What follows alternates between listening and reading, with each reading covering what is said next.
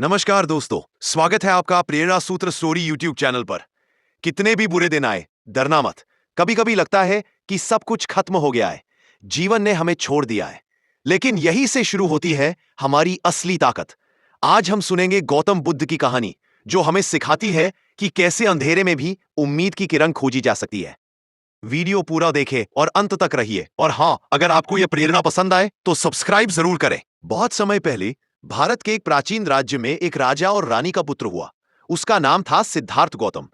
बचपन से ही सिद्धार्थ बहुत संवेदनशील और जिज्ञासु था।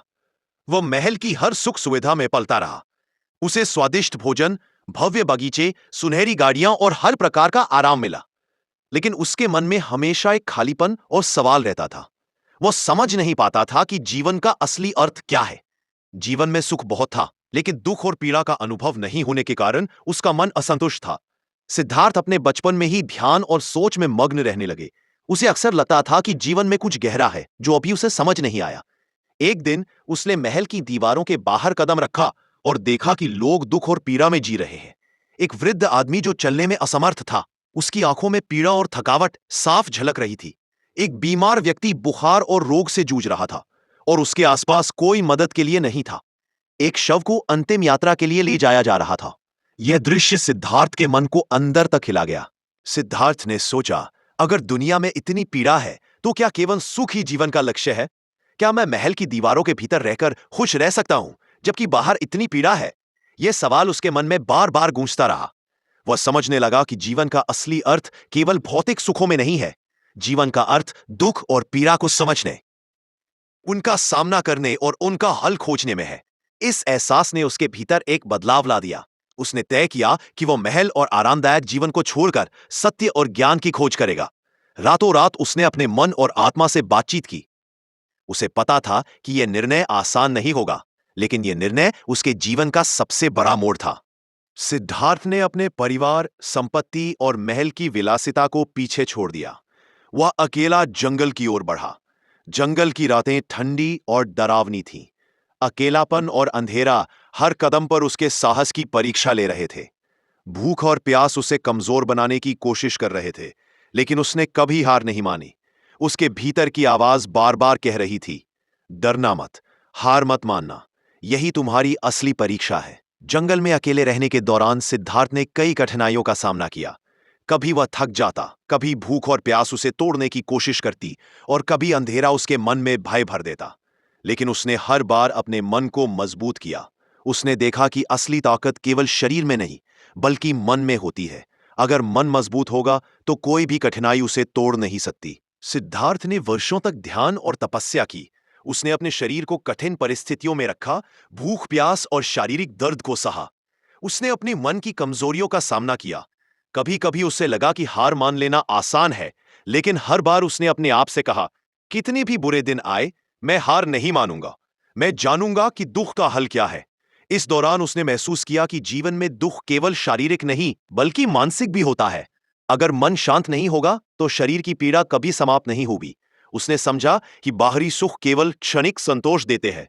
असली सुख केवल मन की शांति, समझ और अच्छे कर्मों में मिलता है। अंततः सिद्धार्थ बोधि वृक्ष के नीचे पहुंचा। उसने ठान लिया कि तब तक उठेगा नहीं जब तक वह जीवन का वास्तविक अर्थ और दुख का समाधान न समझ ले। रातें और दिन कठिन थे, कभी भूख और प्यास, कभी अकेलापन और अंधेरा, लेकिन उसने हार नहीं मानी। उसने अपने भीतर की सारी कमजोरियों का सामना किया। उसने अपने आप से कहा, अगर मैं आज हार गया तो उन सबका क्या होगा जो मेरी मदद की उम्मीद कर रहे हैं। अंत में वर्षों की तपस्या और ध्यान के बाद सिद्धार्थ ने पूर्ण ज्ञान प्राप्त किया। उसे समझ में आया कि जीवन में दुख क्यों है और उसे कैसे समाप्त किया जा सकता है। उसने यह भी जाना कि जीवन का असली सुख केवल मन की शांति, दूसरों के लिए प्रेम और अच्छे कर्मों में है। यही क्षण था जब सिद्धार्थ गौतम बुद्ध बन गए। गौतम बुद्ध ने न केवल अपने लिए बल्कि पूरी मानवता के लिए ज्ञान प्राप्त किया। उन्होंने लोगों को सिखाया कि जीवन में चाहे कितने भी बुरे दिन आए, डरना और हार मानना नहीं चाहिए। कठिनाइयां केवल हमें मजबूत बनाने के लिए आती हैं। जीवन की असली लड़ाई हमारे मन और आत्मा के साथ होती है। गौतम बुद्ध ने अपने जीवन में यह भी दिखाया कि असली शक्ति केवल शारीरिक क्षमता में नहीं, बल्कि मानसिक शक्ति और धैर्य में होती है।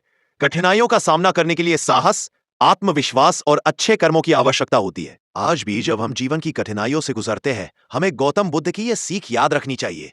चाहे कितने भी बुरे दिन आए, चाहे जीवन में कितनी भी असफलताएं हों, हमें हार नहीं माननी चाहिए। हर अंधेरी रात के बाद सुबह जरूर आती है।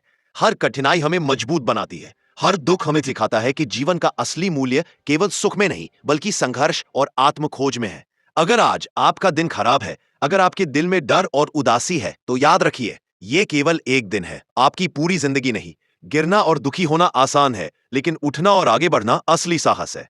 कठिनाइयां केवल आपकी परीक्षा है। इनसे डरना नहीं, बल्कि इनसे सीखना और मजबूत बनना असली जीवन है। गौतम बुद्ध की कहानी हमें यह भी सिखाती है कि प्यार केवल खुशी देने वाला नहीं होता। कभी कभी प्यार हमें दर्द और चुनौती भी देता है, लेकिन इसी दर्द और चुनौती में हमारी असली शक्ति और समझ जन्म लेती है।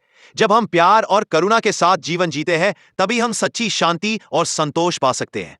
दोस्तों, जीवन में चाहे कितने भी बुरे दिन आए, कभी हार मत मानना। हर कठिनाई हमें मजबूत बनाती है, हर दुख हमें कुछ सिखाता है, और हर संघर्ष हमें अपने अंदर की असली ताकत दिखाता है।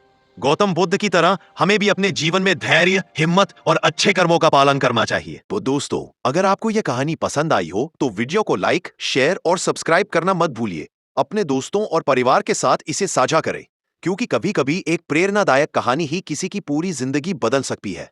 याद रखिए, जीवन में कठिनाइयां आती है, लेकिन आपकी हिम्मत और धैर्य हमेशा आपके साथ है। और सबसे महत्वपूर्ण बात यह है कि कितने भी बुरे दिन आए, हार मत मानना। फिर मिलेंगे एक नई प्रेरणादायक सच्ची कहानी लेकर।